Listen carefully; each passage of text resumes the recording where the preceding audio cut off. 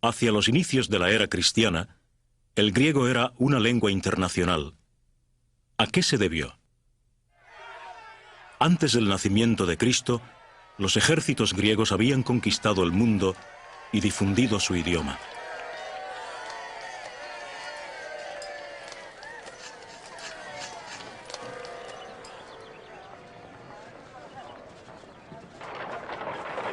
Posteriormente, los romanos forjaron un imperio interconectado por una red vial.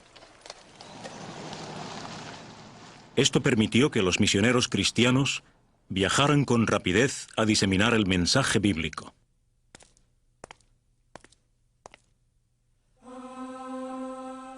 Para el año 405, el docto católico Jerónimo había traducido la Biblia al latín, el idioma de su época. Su versión mantuvo el carácter de Biblia oficial católica, aun cuando el latín dejó de ser la lengua del pueblo.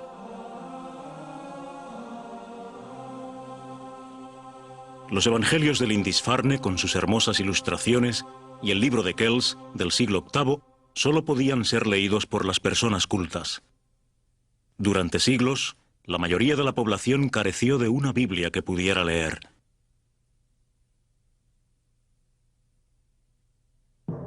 Sin embargo, algunos doctos católicos tuvieron la valentía necesaria y lo arriesgaron todo por dar a la gente la Biblia en su lengua materna. En el siglo XIV, el reformador inglés John Wycliffe rechazó algunas doctrinas eclesiásticas. Sostuvo que la Biblia era la autoridad suprema.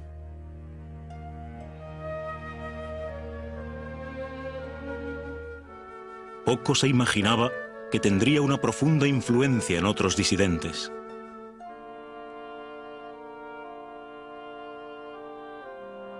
En 1380, Wycliffe y sus colaboradores se pusieron a trabajar en la primera versión inglesa de la Biblia latina. Las copias, claro está, eran manuscritas. En 1384, falleció de una apoplejía en su iglesia de Lutterworth, Inglaterra.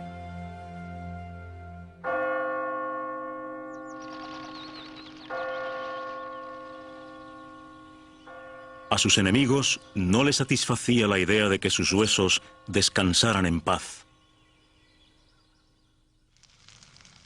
Unos 40 años más tarde, exhumaron sus huesos, los quemaron y arrojaron las cenizas al río Swift.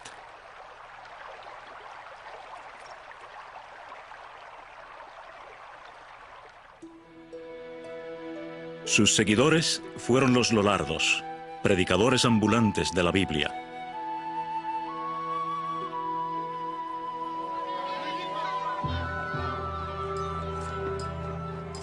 La Iglesia se lanzó a su búsqueda y captura, encarcelando a algunos en la que se llamaría Torre de los Lollardos.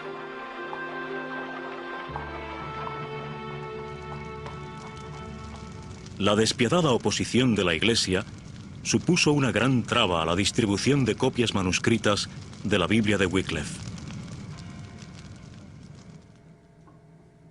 No obstante, hacia el año 1450 se produjo un cambio histórico.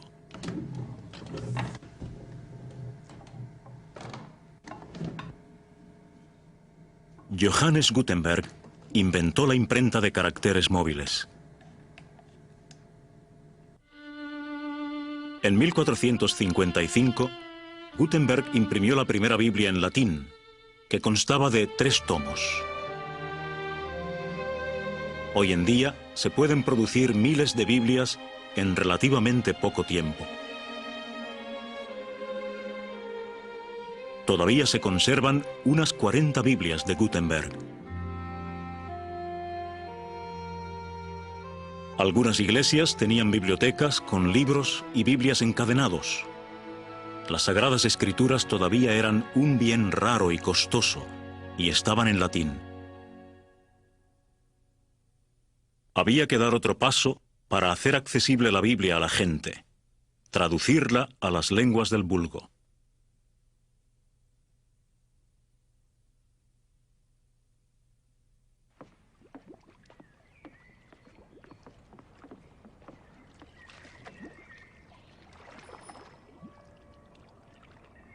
En el siglo XVI, se formó en las universidades inglesas de Oxford y Cambridge un hombre íntegro y docto en la Biblia.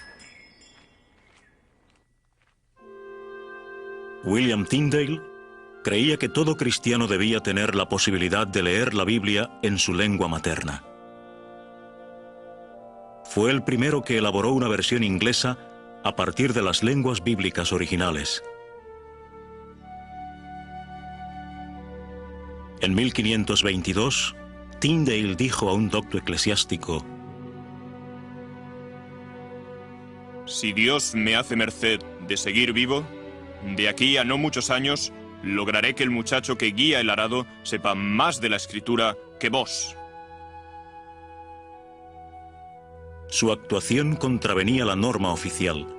Cierto portavoz de la Iglesia dijo: La versión del Nuevo Testamento en lengua vulgar es en verdad alimento de la muerte, combustible del pecado, enemiga de la unidad, asesina de la verdad.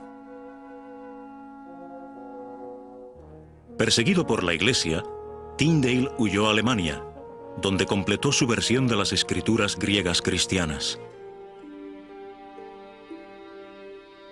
Algunas de las primeras Biblias que logró introducir en Inglaterra fueron pasto de las llamas. Entretanto, Tyndale emprendió la traducción de las escrituras hebreas. Antes de que pudiera terminarla, fue traicionado y capturado en la ciudad belga de Amberes. En 1536 lo estrangularon y quemaron en la hoguera acusado de herejía.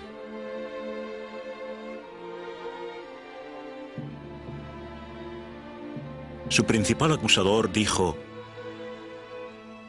No importa gran cosa que los que mueran por la religión sean culpables o inocentes, con tal de que con dichos escarmientos atemoricemos a la gente. En 1555, María Tudor, reina católica de Inglaterra, ordenó que murieran en la hoguera los obispos Latimer y Ridley. La lectura de la Biblia los había llevado a contradecir las enseñanzas de la Iglesia. En este lugar de Oxford, mientras estos mártires se hallaban en la hoguera, Latimer dijo: Animaos, hermano Ridley, y comportaos varonilmente. Por la gracia de Dios, hoy encenderemos en Inglaterra una vela tal que espero que nunca se apague.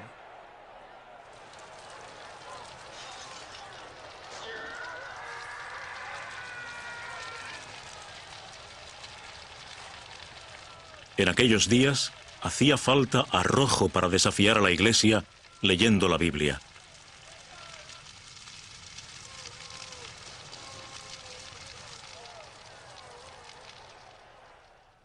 En otros países europeos, los amantes de la Biblia eran perseguidos por atreverse a promover la palabra de Dios. Jan Hus, sacerdote católico, es un ejemplo al respecto. Influido por las enseñanzas de Wycliffe, Hus se convirtió en el reformador religioso más importante de Bohemia en el siglo XV. Las autoridades eclesiásticas le tendieron una trampa y lograron capturarlo. Cuando lo acusaron, pidió que demostraran su equivocación con las Escrituras únicamente. Lo declararon hereje, lo apartaron del sacerdocio y finalmente lo quemaron en la hoguera a las afueras de Constanza.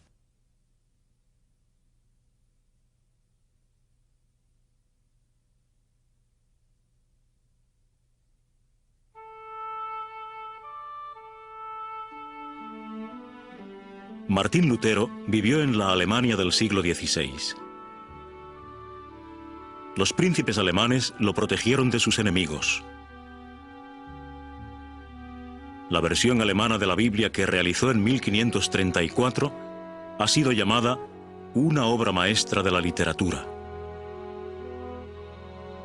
Constituyó la base de versiones bíblicas en otros idiomas como el sueco, el islandés, el danés y el holandés. Cuando lo excomulgaron, Lutero se negó a retractarse, diciendo: Si no me convencen mediante testimonios de las Escrituras o por un razonamiento evidente, quedo sujeto a los pasajes de las Escrituras aducidos por mí y mi conciencia está cautiva de la palabra de Dios.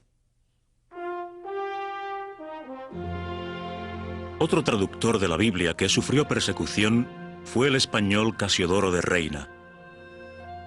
Su versión se publicó en 1569 y se introdujo en España escondida en toneles de vino. La Biblia también apareció en italiano, checo, esloveno y bielorruso.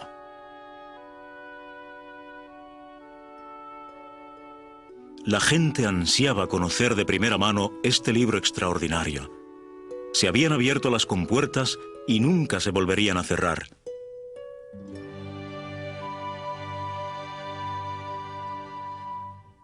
En el siglo XIX se dio otro paso para poner la Biblia al alcance de todo el mundo.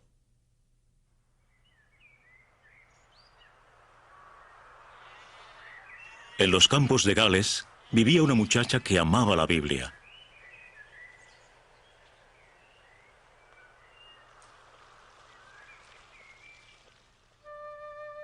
En 1800, Mary Jones, que durante años había ahorrado penique a penique, caminó 40 kilómetros para comprarle una Biblia en galés a un eclesiástico de la localidad de Bala.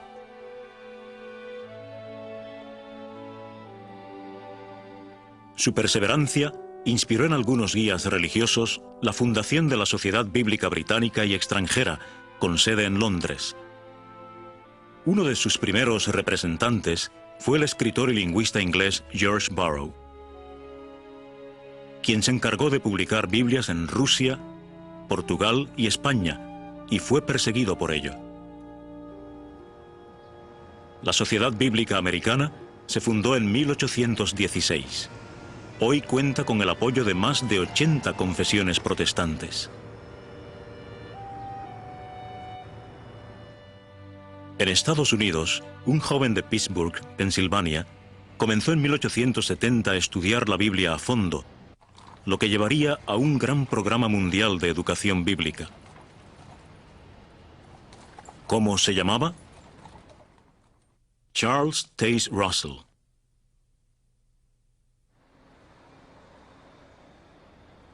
En 1881, Russell y sus colaboradores fundaron lo que hoy se conoce como la Sociedad Watchtower Bible and Tract.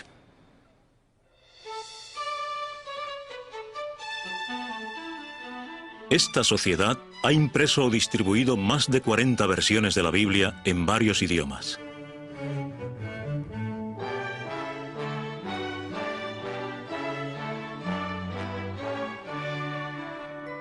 Se han distribuido mundialmente unos 80 millones de ejemplares de la traducción del Nuevo Mundo, producida por la Sociedad Watchtower, en 15 idiomas.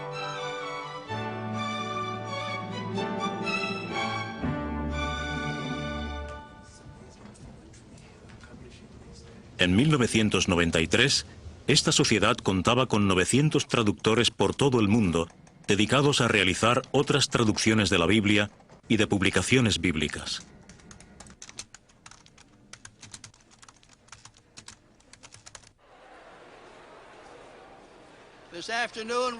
Hoy presentamos al público la edición completa de la Biblia, en eslovaco y checo, la traducción del Nuevo Mundo.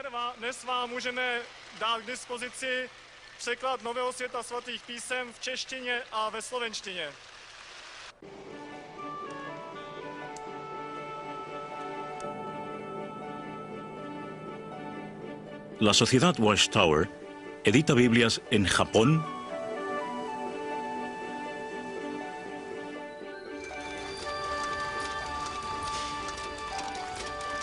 en Estados Unidos,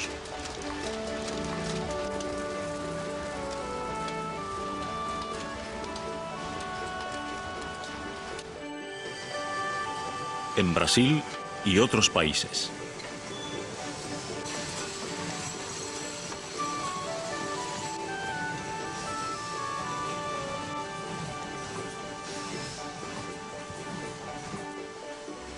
¿En qué sentidos es este antiguo libro una guía que ayuda a afrontar los problemas actuales? La Biblia es un medio educativo que cambia la mente, el corazón y la conducta de las personas. ¿Permitirá usted que le beneficie este libro actual?